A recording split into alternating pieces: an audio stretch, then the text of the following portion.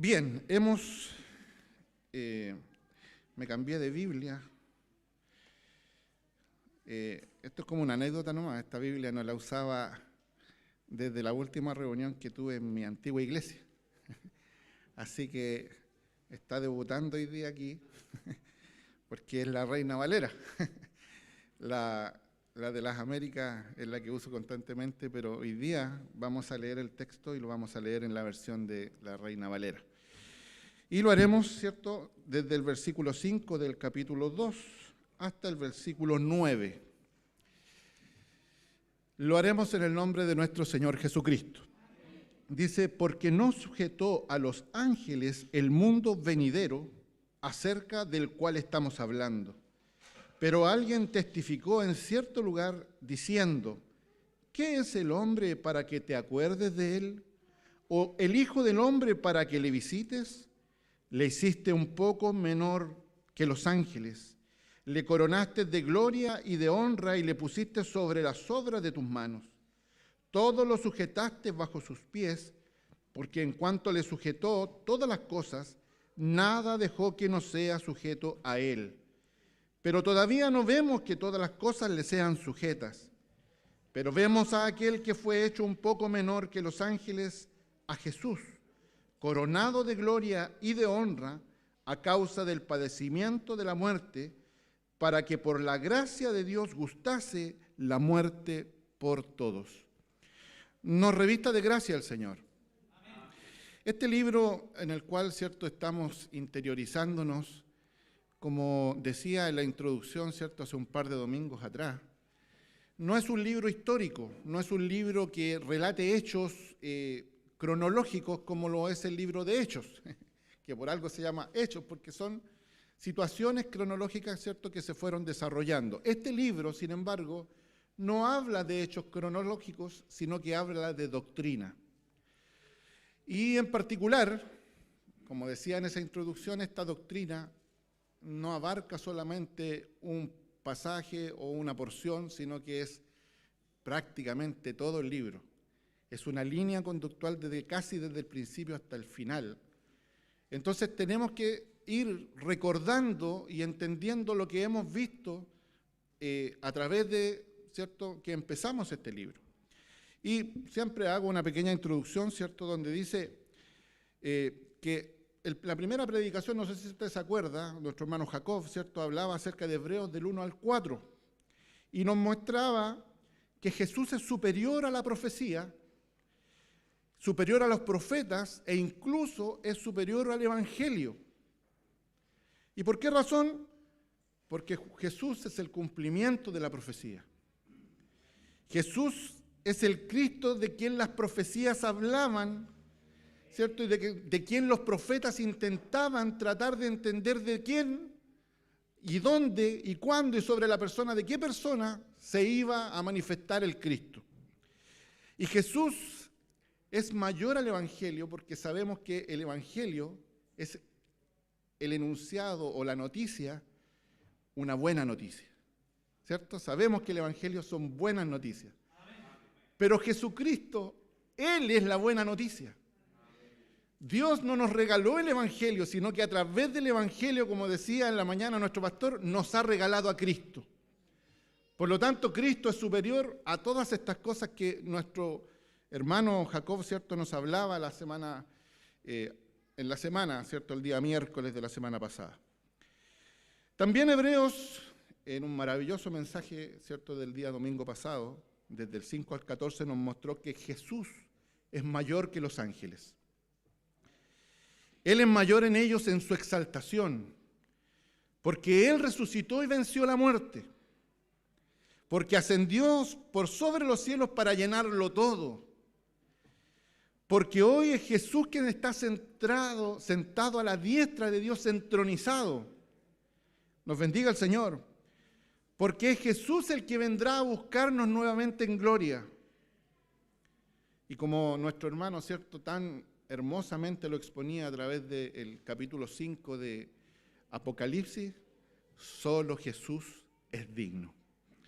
Así que nos bendiga el Señor. El día miércoles teníamos un paréntesis en esta en esta expresión, ¿cierto?, de los ángeles que volvemos a retomar hoy día, en donde nos mostraba una salvación tan grande. ¿Se acuerda o no? Porque el tema no era si perdíamos o no la salvación, el tema era quién es el autor de esa salvación. Nos bendiga el Señor. Por lo tanto, esto era un paréntesis de exaltación a Cristo, ¿cierto?, que nos hablaba anteriormente de los ángeles y ahora nos ponía a Él como el autor de la salvación. Nos hablaba, ¿cierto?, no nos hablaba de que si la salvación se pierde o no, y nos muestra que el hombre, ¿cierto?, sin Cristo no tiene escapatoria. Ese era el fin de la pregunta.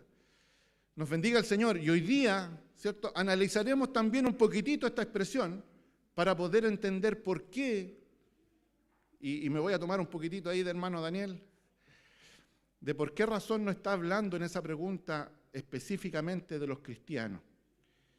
Porque es una pregunta retórica, ya que la salvación es una dádiva divina que no puede ser descuidada si es en verdad que fuimos escogidos, llamados y regenerados en Cristo. Así que nos bendiga el Señor y nos dé de su gracia en esta tarde. Y como leímos, ¿cierto?, el verso 5 y ahora entrando ya al contexto, y tenemos que entender de que esta carta, como lo decíamos en un principio, está escrita a un grupo de cristianos, ¿cierto?, que estaba con un pie esperando a lo mejor devolverse a sus antiguas formas de adorar a Dios. Y esas antiguas formas, ¿cierto?, era todo el sistema sacrificial, todo el sistema de la antigua ley, la circuncisión, todas esas cosas que para ellos eran tan glamorosas, tan espectaculares, porque habían sido dadas por Dios mismo. Ahora, ¿cierto?, este escritor lo que está tratando de mostrarles es que la gloria no es de ese sistema, sino que la gloria es solamente de Cristo. Así que partimos, ¿cierto?, diciendo en el verso 5, porque no sujetó a los ángeles el mundo venidero acerca del cual estamos hablando. Y parece un poco tosco de tomar y decir, pero ¿a qué se refiere? ¿Por qué no sujetó a los ángeles el mundo venidero? Pero fíjese que antes de entrar a explicar bien lo que se trata esto, tengo que decirle que hay un personaje que tampoco se sujetó al Evangelio, tampoco se sujetó a este buena nueva, a esta buena noticia. Y esta persona, o este personaje, ¿cierto?, es Satanás. Él no se somete a lo establecido por Dios. ¿Ya? Porque cuando hablamos de siglo venidero en esta expresión, ¿cierto?, no sé si mi hermano la puede colocar ahí en la pantalla, y no me la saque para que vamos viendo, ¿cierto?, lo que vamos hablando. Dice, porque no sujetó a los ángeles el mundo venidero. Y cuando nosotros hablamos de mundo venidero, nosotros nos referimos a la segunda venida de Cristo, ¿cierto? Ese es el mundo venidero, cuando todo este siglo terminará y partirá el nuevo siglo. Pero el contexto en el que se escribe esta carta es un poco distinto, porque para ellos el mundo venidero era desde el momento en que Cristo ascendió. Por eso es que lo destaca tanto en el capítulo 1. El mundo venidero para ellos ya había comenzado. Y este mundo venidero no fue sujeto a los ángeles, no estaba en ellos el poder para poder hacerse cargo de este mundo venidero. Y quiero que me entiendan, nosotros conocemos al Señor a través de la Escritura. Y a través de la Escritura nosotros entendemos que Cristo es Dios, pero a través del estudio vamos entendiendo que también ese Cristo se hizo hombre. Y lo vamos a ver hoy.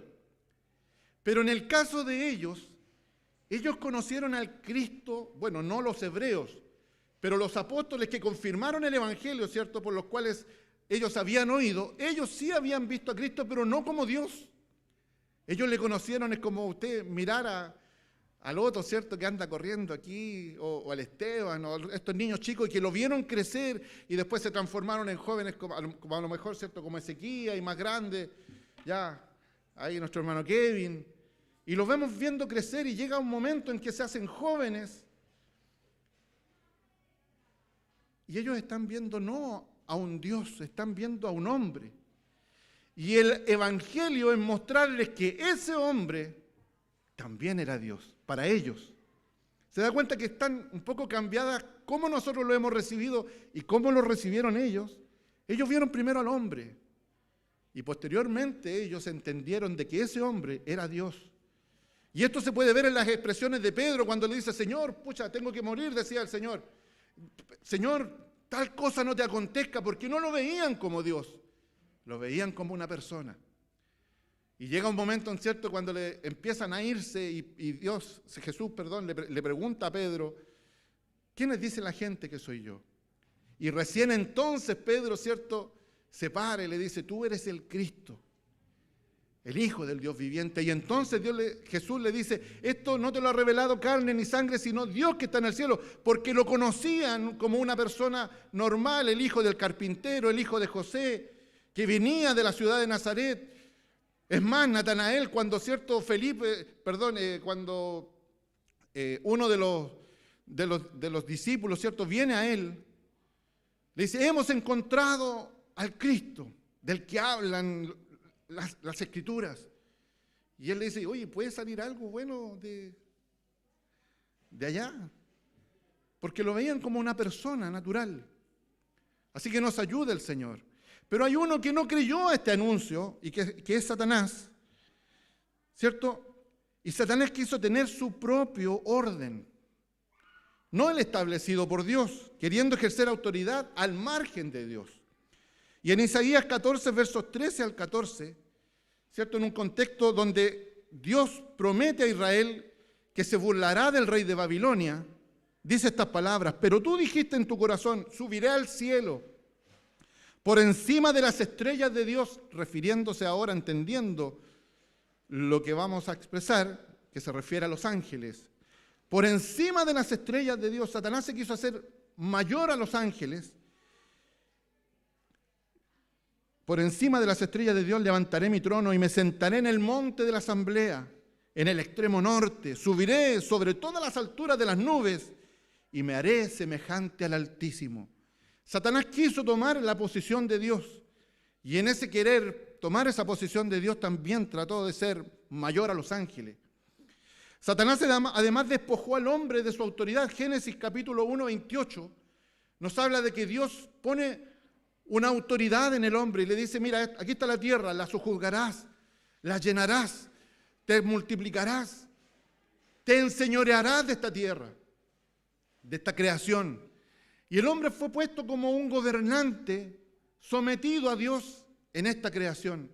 Y Satanás se toma de esto y roba, usurpa lo que el hombre tenía, que era esta autoridad que Dios había puesto sobre él. La única autoridad que Dios no puso sobre el hombre fue estar por sobre los ángeles. Nos bendiga el Señor. En Lucas 4, 5 y 6, ¿cierto?, cuando nace Juan el Bautista, Zacarías, el papá de Juan el Bautista, ¿cierto?, había quedado mudo. No sé si usted se acuerda del pasaje. Y cuando estaba mudo, ¿cierto?, cuando nace el niño, él le van a poner, ¿cierto?, Zacarías como su padre, y su mamá dijo, no, pónganle Juan. Y le preguntan a él, y él escribe en una tablilla, Juan, ese es el nombre, y recobra el habla, y hace una hermosa profecía. Y dentro de esa profecía, ¿cierto?, habla acerca de una visitación. Pero antes de llegar a este pasaje, y antes de esta visitación, Satanás, ¿cierto?, él toma este trono del hombre que fue perdido por el hombre. Y Satanás se hace príncipe de los ángeles caídos. Dice Efesios 2:2 que él es el príncipe de la potestad del aire, ¿cierto?, de todas estas ángeles que han sido caídos. En 2 Corintios 4:4 dice que Satanás es el Dios de este siglo, ¿cierto? Es el Dios de este siglo que cegó el entendimiento de los incrédulos para que no les alumbre la luz de Cristo. Satanás gobierna en este mundo, ¿cierto?, Porque nuestra lucha no es contra sangre ni carne, sino contra principados, contra potestades, contra gobernadores de las tinieblas de este siglo, contra huestes espirituales de maldad. Nos bendiga el Señor. Y Satanás tomó lo que era del hombre. Y usted me dirá, ¿por qué estamos hablando del hombre? Y esto es precisamente porque en el verso 5, ¿cierto? Dios no sujetó este mundo venidero a los ángeles, pero Satanás quiso tomarlo para sí. Dios no lo sujetó bajo ellos porque era necesario que el Cristo se humanizase. Y lo vamos a ver. Mire lo que dice el mismo verso 5, pero la NBI dice, Dios no puso bajo el dominio de los ángeles el mundo venidero del que estamos hablando. Eso, así lo dice la NBI. Dios no lo puso bajo el dominio de los ángeles, porque lo puso bajo el único que era digno. ¿Se acuerda de lo que decía nuestro hermano Bernabé el día domingo pasado? Porque no hubo ninguno que pudiese abrir el rollo, ni sus sellos, ni aún mirarlo. Solamente Cristo era digno de este siglo venidero, de tomar el dominio completo de lo que esto significaba. Los ángeles no fue puesto sobre ellos. Hebreos 1:14 nos dice que los ángeles son solo ministradores en favor de los que han de heredar la gloria de Dios. ¿Es así o no? Vamos a ponernos medio pentecostal y vamos a dar la gloria a Dios porque estamos todos, parece que estuvo bueno el almuerzo, ¿eh? Yo transpirando aquí, usted. Nos bendiga el Señor. Lo único que están atentos un poco para allá para atrás. Voy a apagar la estufa, hermana. Ya se nos explicó que los ángeles, ¿cierto?, tienen un propósito y un plan establecido por Dios. Y que, aunque las cosas no están sometidas a ellos, tienen misiones. Miguel, ¿cierto?, se aparece como un protector de Israel en Daniel 10:21 y en Daniel 12:1, ¿cierto? Él es el ángel que fue puesto para proteger a Israel. El arcángel Gabriel tenía funciones ¿se acuerda lo que decía nuestro hermano el domingo pasado? Él era el que anunciaba varias cosas, se aparece 3 veces en la Biblia y anuncia cosas, entre ellas, ¿cierto?, se presenta en el Nuevo Testamento para anunciar un nacimiento. Pero el autor, ¿cierto?, no muestra, y lo venimos viendo desde el principio, desde el capítulo 1, que Cristo es superior a los ángeles. Y el autor cita un verso en particular. Y aunque no dice, mire, vamos a citar el capítulo 8, versos 4 al 6 del libro de los Salmos, que escribió David. Él no lo dice, porque se acuerda que en la introducción dijimos que él era un experto en la ley y los que escuchaban estaban interiorizados en el Antiguo Testamento. Ellos lo conocían, sabían. Y es como que yo les dijera, ¿cierto? No sé, pues, ¿quién es el que preparó el camino del Señor? No tengo que decirle que eso aparece en los evangelios, que fue Juan el Bautista, porque eso usted lo sabe. Entonces no tengo que citarle, mire, como dijo Juan el Bautista, porque él fue el que... No tengo que hacerle un detalle. Dice, pero alguien testificó en cierto lugar, dice el verso 6, diciendo, alguien. Y aquí el autor lo que está queriendo decir es que David, como persona, no es mayor a nuestro Señor. Quien inspira la palabra no es Dios. Y por eso lo saca de en medio, no es David, es Dios. Y por eso lo saca de en medio y usted se va a dar cuenta después por qué. Y dice, y en cierto lugar dijo, no dijo en el libro de los Salmos. Y hace 2 preguntas en el verso 6. Y lo leímos, ¿cierto? Dice, pero alguien testificó en cierto lugar diciendo, ¿qué es el hombre para que te acuerdes de él? O el hijo del hombre para que, ¿cierto?, le visites. Y en la primera pregunta, ¿qué es el hombre para que te acuerdes de él? Según los eruditos, el Salmo hace referencia al hombre, en primera instancia, a Adán. En comparación, ¿cierto?, a este Salmo, y si usted lee el Salmo en sí, dice que lo pusiste sobre las obras de tus manos. Este hombre fue puesto sobre las obras de las manos del Señor. El hombre es como nada delante de toda la creación, delante del universo. Sin embargo, Dios lo puso a cargo. ¿Se acuerdan lo que estábamos hablando hace un momento? Dios lo puso a cargo de esta creación.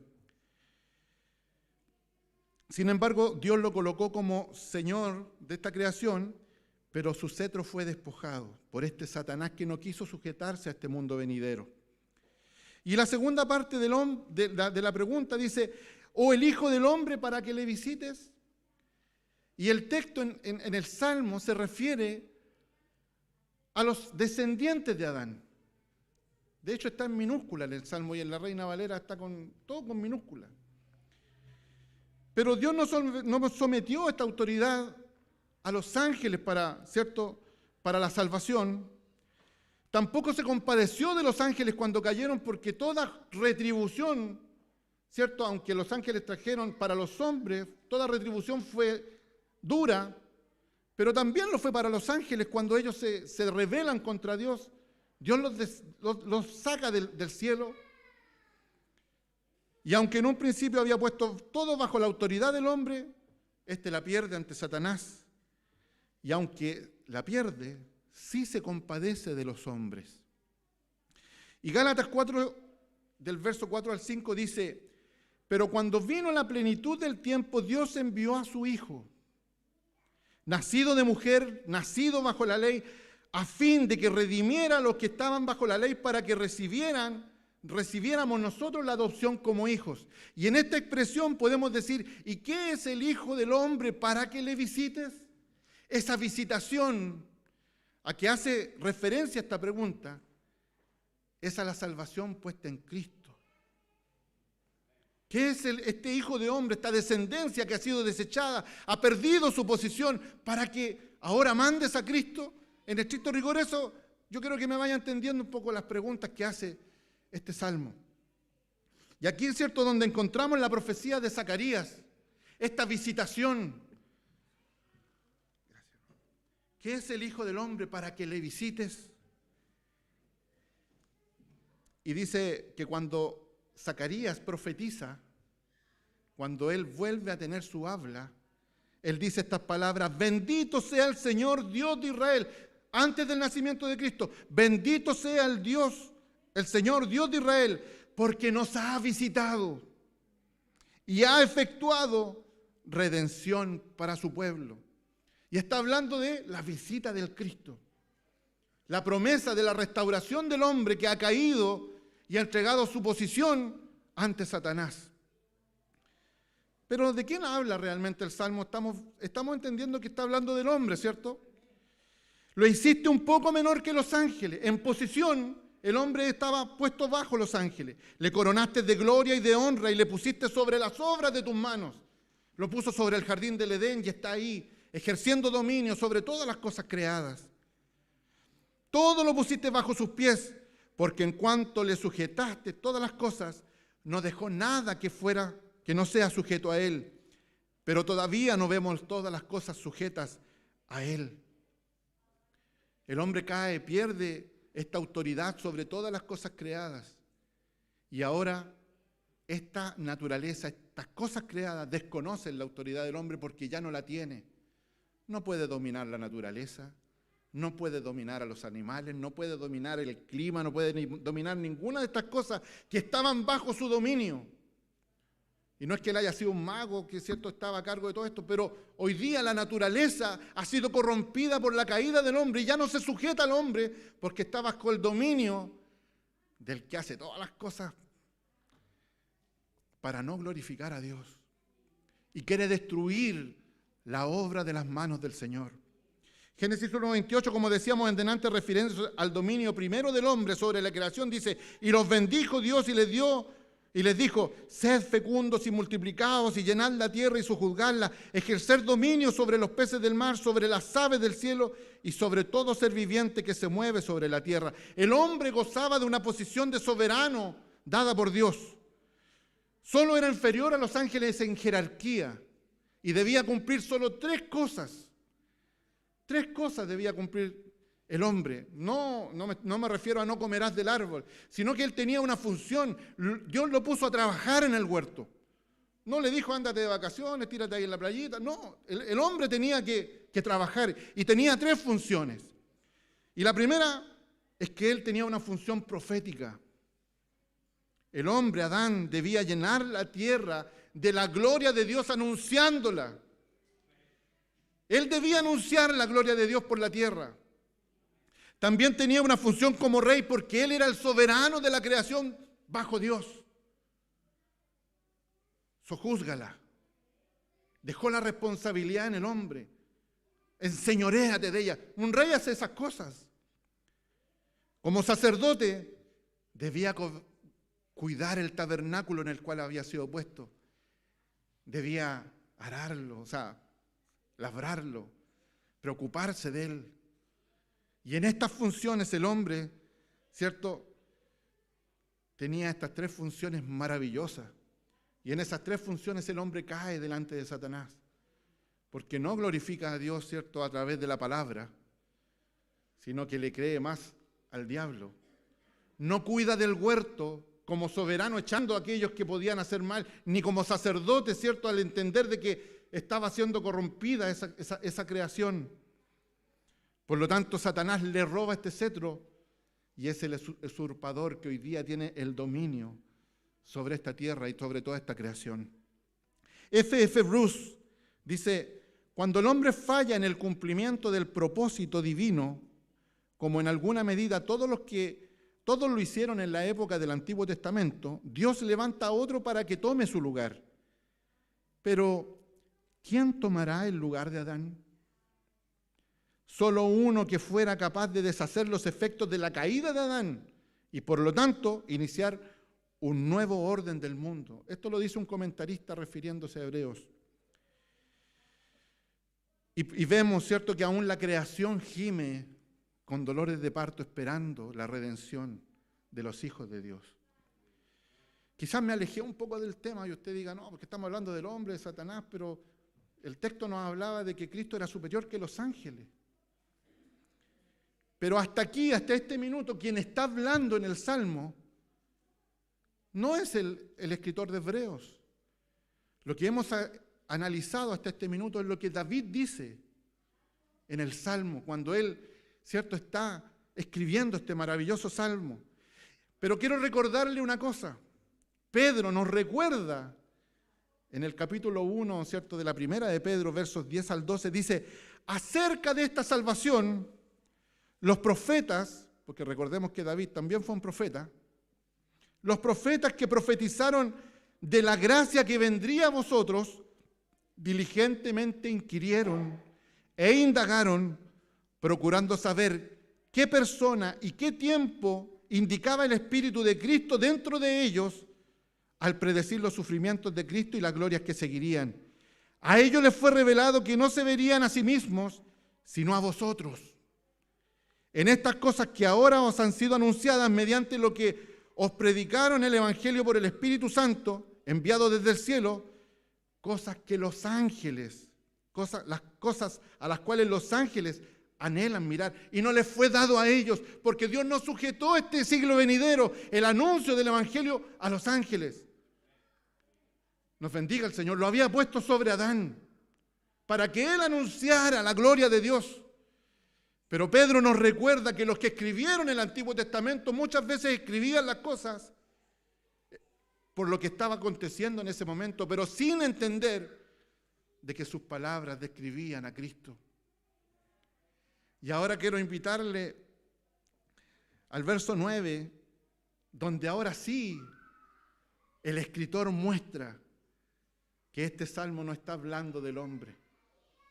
Y dice, pero vemos a aquel que fue hecho un poco menor que los ángeles, a Jesús, coronado de gloria y de honra a causa del padecimiento de la muerte.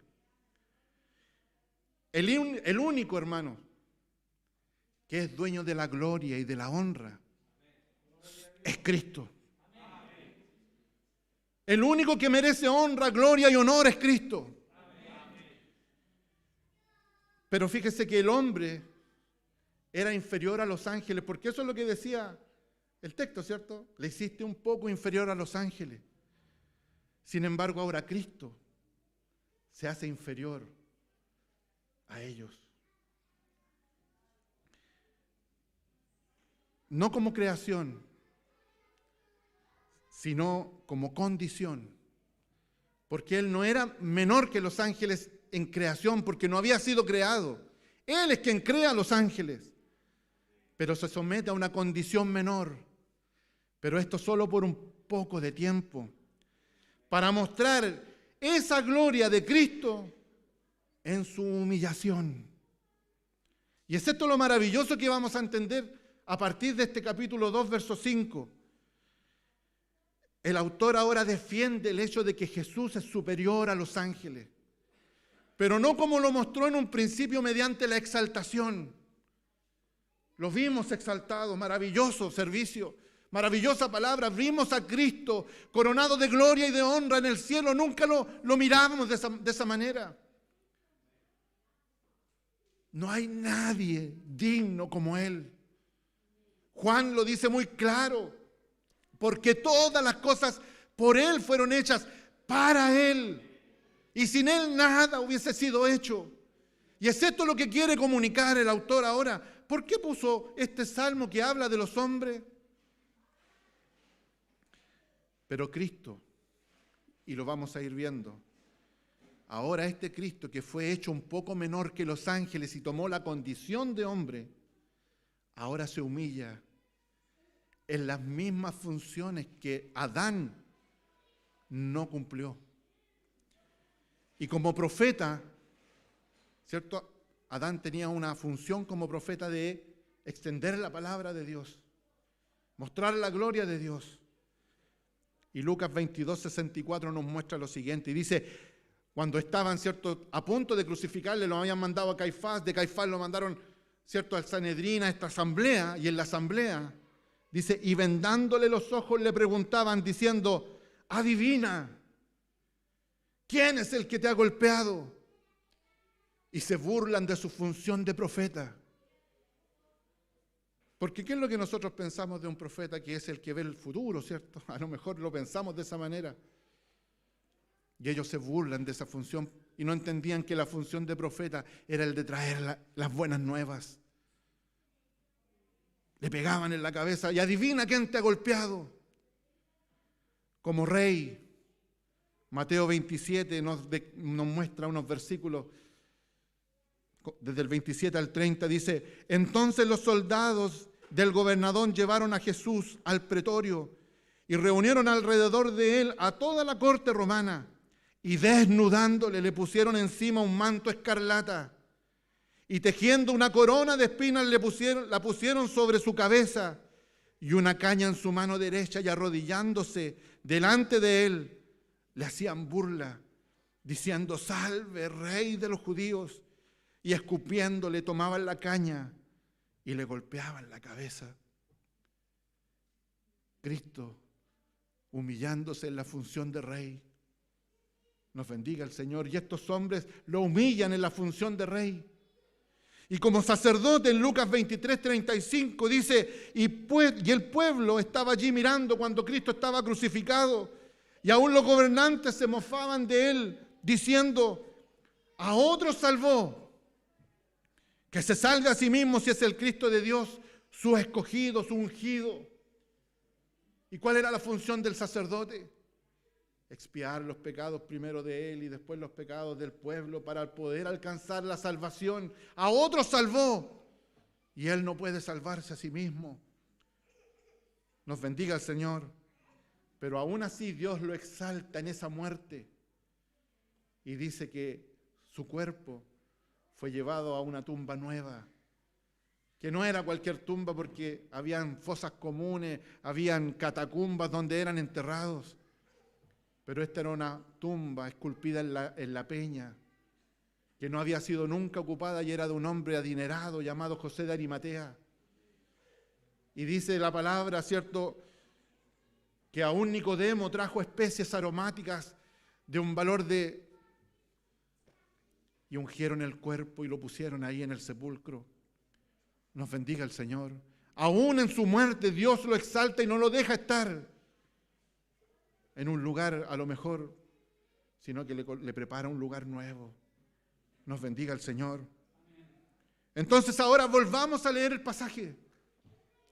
Ya no mirando a Adán, sino ahora miremos a Cristo y dice, pero alguien testificó en cierto lugar diciendo, ¿qué es el hombre para que te acuerdes de él?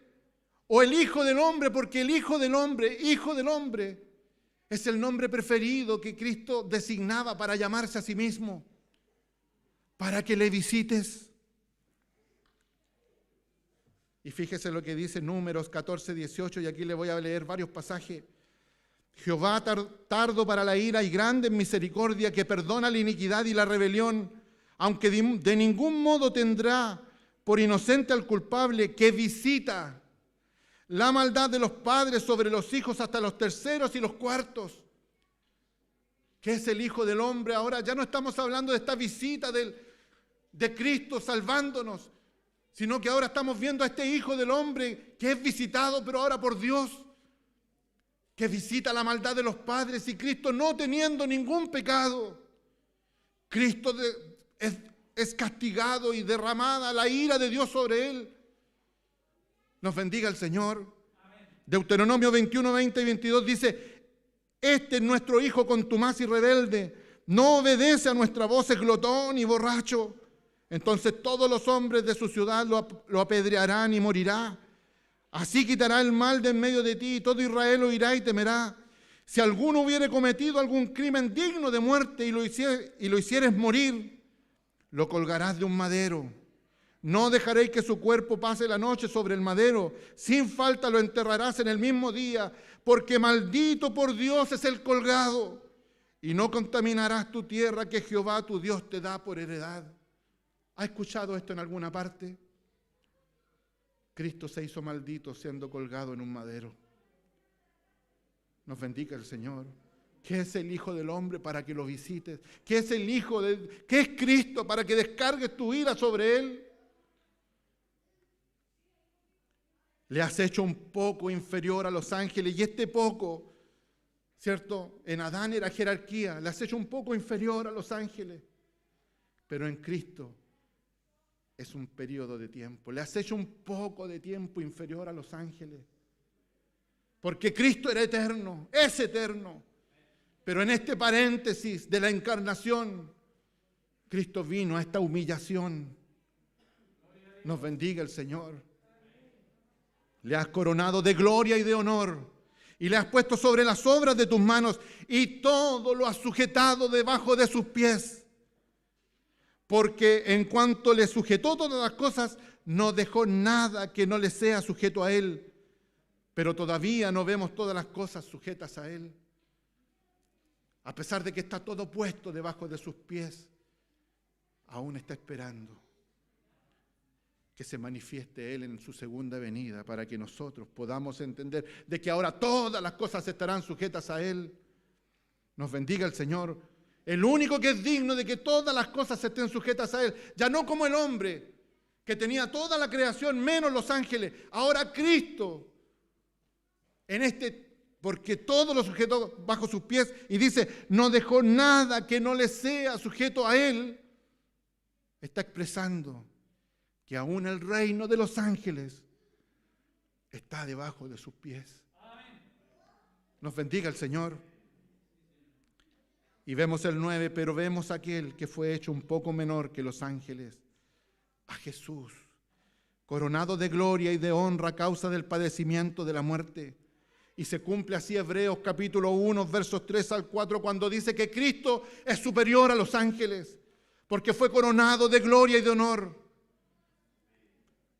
Y se cumple Filipenses capítulo 2, 9 al 11, cuando dice, y hallándose en forma de hombre, se humilló a sí mismo, haciéndose obediente hasta la muerte, y muerte de cruz, por lo cual Dios también lo exaltó a lo sumo, y le confirió el nombre que es por sobre todo nombre, para que en el nombre de Jesús se doble toda rodilla de los que están en el cielo y en la tierra y debajo de la tierra, y toda lengua confiese de que Jesucristo es el Señor, para gloria del Dios Padre.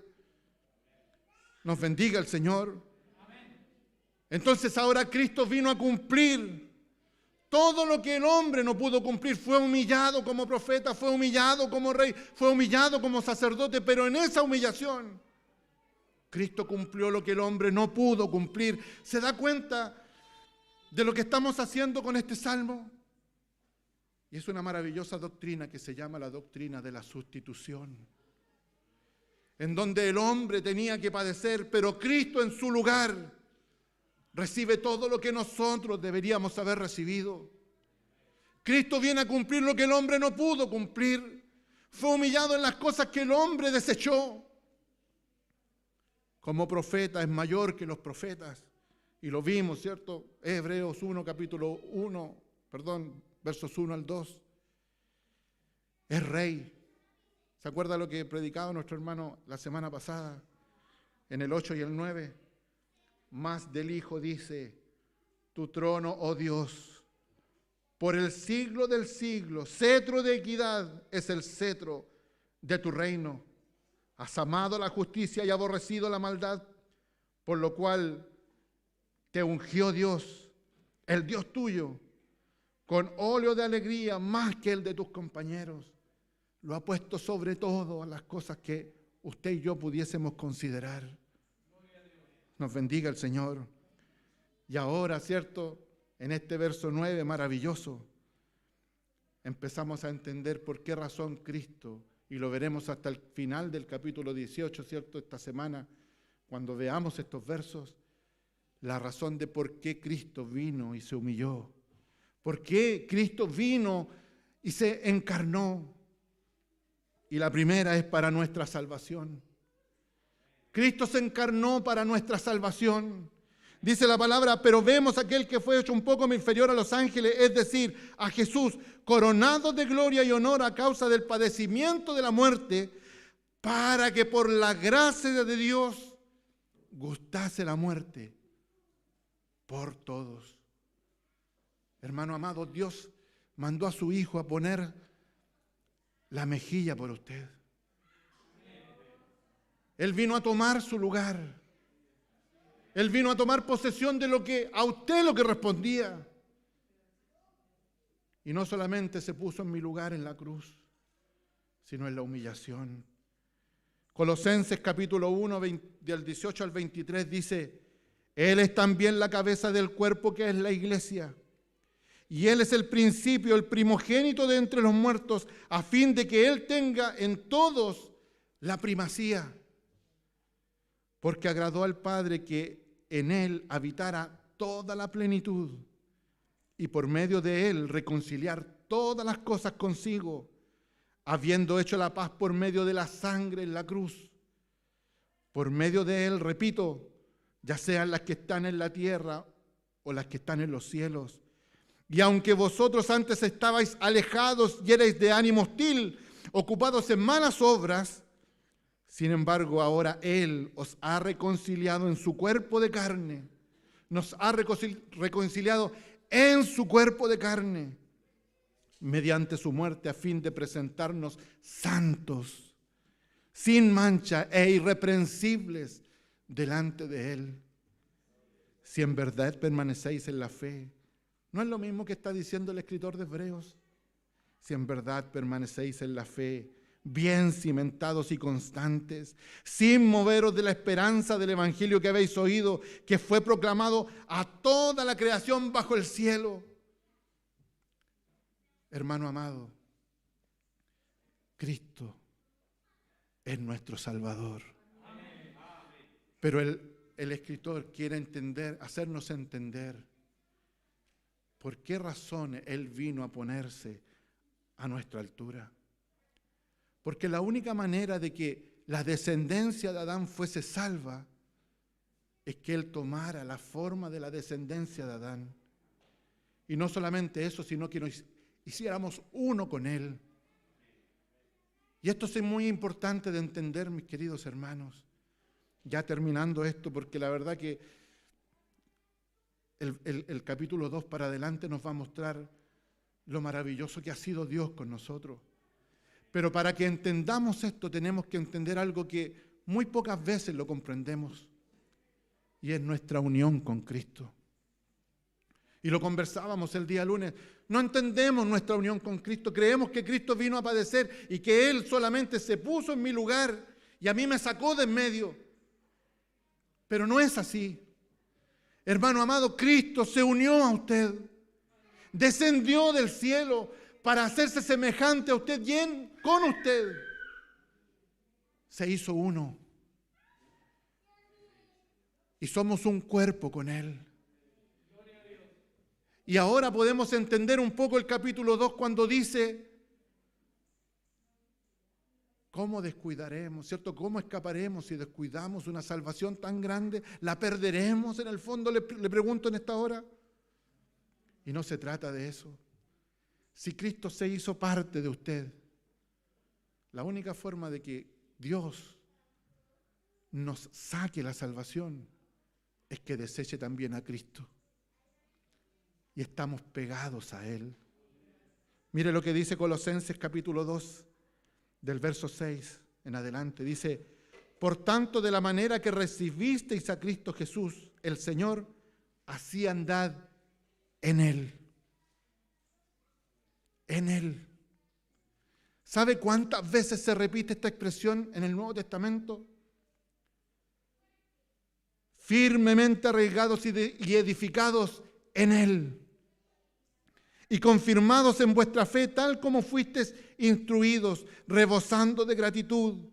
Mirad que nadie os saca cautivo por medio de filosofías y vanas sutilezas, según la tradición de los hombres, conforme a los principios elementales del mundo, y no según Cristo. Son las mismas palabras que está diciendo el autor de Hebreos. Si en realidad hemos sido tomados por Cristo. Nos bendiga el Señor.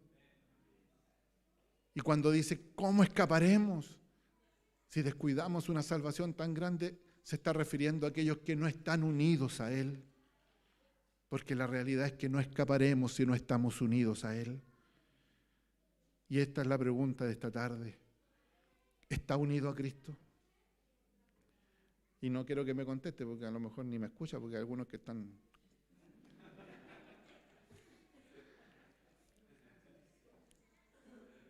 ¿Está unido a Cristo?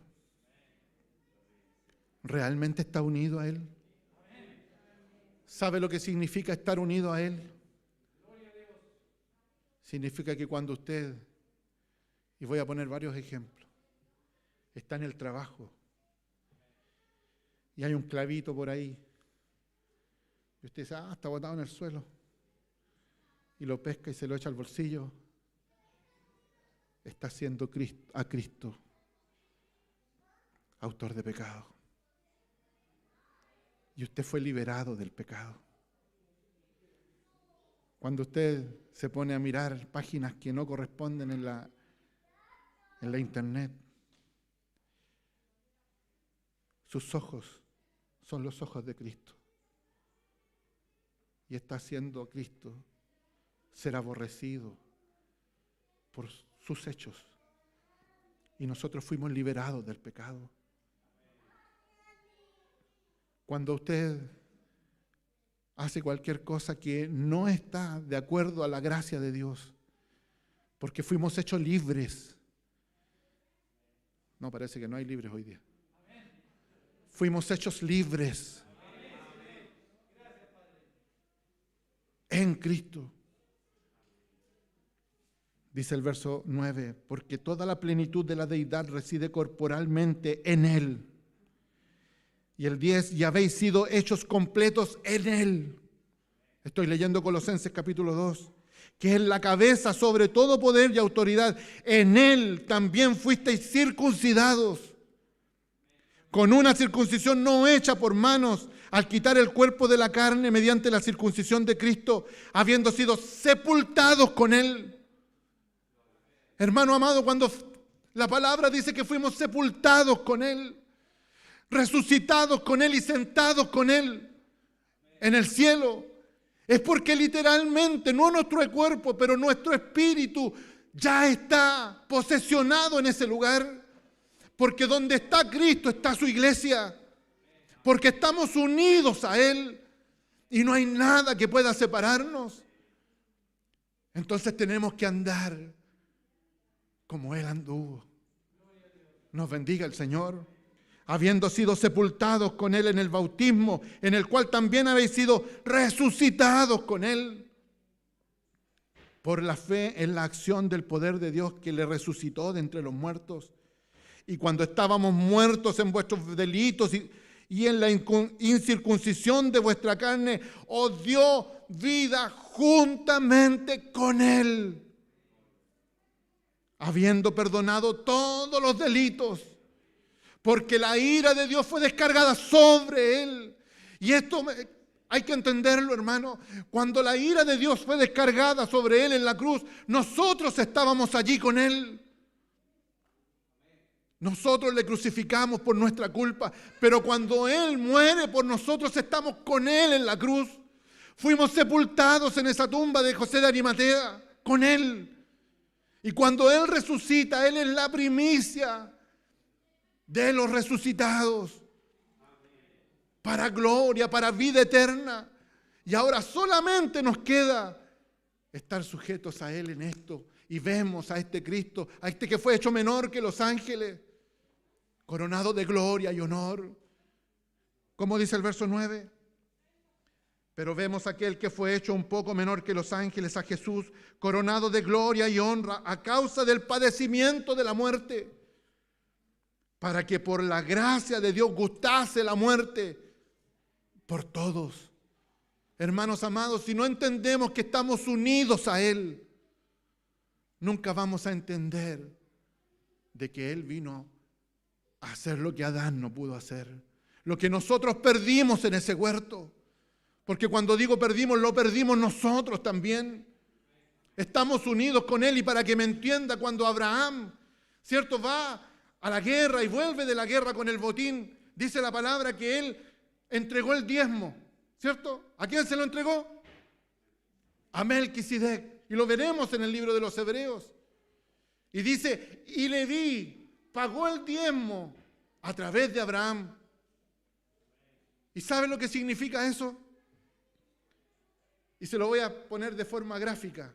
Leví estaba allí pagando el diezmo porque estaba entremetido entre las células de Abraham. Y en algún minuto Abraham, esas células salieron y se hizo su hijo, Isaac. Y esas células que eran de Abraham y que ahora fueron y tuvieron un hijo que se llamó Jacob. Y Jacob tuvo otro hijo y así el tataranieto de Abraham vino a ser Leví. O el nieto, el tataranieto, bisnieto, vino a ser Leví. Pero antes que fuese Leví, estaba dentro de Abraham. Hermano querido, usted está en Cristo. Usted está en Cristo. Nos bendiga el Señor. ¿Entiende de qué se trata estar en Cristo?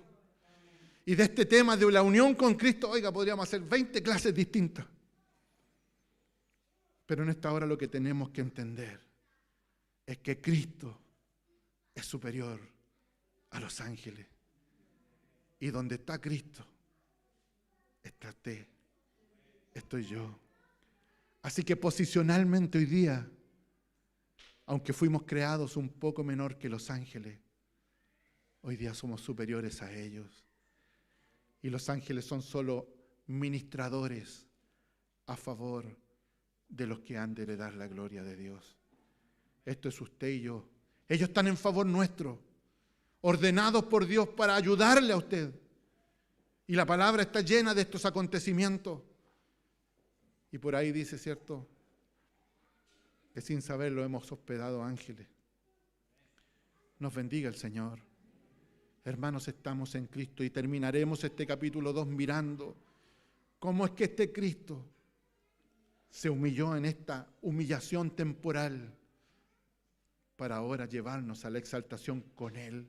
Por eso es que el apóstol dice, si alguien ha de alabarse, si alguien quiere recibir gloria, gloríese en esto, en conocerle, en entenderle, porque estamos unidos a Él. Nos bendiga el Señor. Dios nos revista de gracia en esta tarde. Dios nos ayuda a entender este maravilloso libro que dan tantas enseñanzas. Y no olvidemos esta línea. Ahora el escritor no está hablando de Adán. Está hablando de este que le hiciste un poco menor que los ángeles. Pero después lo coronó de gloria, de honra y sometió todas las cosas bajo él. bajo sus pies. Nos bendiga el Señor, nos llene de su gracia en esta tarde. Póngase de pie. Vamos a dar gracias a Dios por esta su palabra. Bendito Padre, buen Señor, te damos gracias en esta tarde por esta tu misericordia. Porque, Señor amado, es tan tremendo, Señor amado, poder recibir tu palabra. Es tan tremendo poder estar, Señor amado, en este lugar, atendiendo a la voz de tu palabra. Y a veces, Señor amado, pasamos de largo. No atesoramos, Señor amado, lo que aquí está escrito. Señor, venimos, Señor, vamos. Y muchas veces nuestra mente, Señor, no alcanza a entender las maravillas que tú has hecho a través de tu Hijo. Señor, en la semana podíamos ver, Señor, el día miércoles, el día domingo de la semana pasada, el miércoles de la semana anterior, como tú, Señor, has sido exaltado. Y en esta noche, Señor amado, aunque en tu humillación, sabemos, Señor amado, que ahora estás, Señor, a la diestra de Dios, sentado, Señor amado, entronizado como Rey. Bendito Dios, y como sacerdote, Señor amado, no hay ninguno como tú. Ayúdanos a entender, Señor amado, tu sacrificio. Ayúdanos a entender, Padre mío, nuestra unión contigo. Señor amado, si no estamos unidos a ti, entonces peligramos. Entonces, Padre mío, estamos propensos, Señor amado, a volver. Pero, Padre mío, aquel que ha sido unido a ti, sin duda alguna, Señor amado, nunca caerá. Porque tú no permitirás que eso suceda. Porque estamos, Señor, en ti, llenos de ti, de tu gracia. Nuestras células están unidas a tus células, Señor amado. Y es por tu misericordia. El libro de Efesios nos habla, Señor amado, que en Él fuimos reconciliados. Y aunque, Señor amado, éramos contumaces y lejos, Señor amado, de tu gracia, sin embargo, Dios, por el gran amor con que nos amó, aún estando muertos en nuestros delitos y pecados, nos dio vida juntamente con Cristo. Y por gracia hemos sido salvados. Te damos gracias, Señor amado, porque estamos unidos a ti. Cristo mayor que los ángeles, Cristo mayor que la profecía. Tú eres el cumplimiento de todas las cosas. Y descendiste a esta tierra por amor a nosotros. Alabamos tu nombre y engrandecemos, Señor, todo lo que tú eres. Porque aún los ángeles, Señor amado, dicen: santo, santo, santo es el Señor. Bendito es tu nombre. Te exaltamos, Señor, en esta tarde. Da gracia cada día a nuestros hermanos que suben hasta este lugar. Por muy pequeño que sea el tiempo que estén en este lugar, por muchas palabras o pocas palabras que se expresen desde aquí, Señor amado, siempre será una buena predicación si exaltamos tu nombre. Porque tú, Señor amado, solo tú eres digno de ser exaltado. Te adoramos, Señor amado, en esta tarde y glorificamos tu nombre. Y presentamos, Señor amado, todas estas cosas delante de ti en el nombre que es sobre todo nombre. Señor, en Jesús. Amén y amén.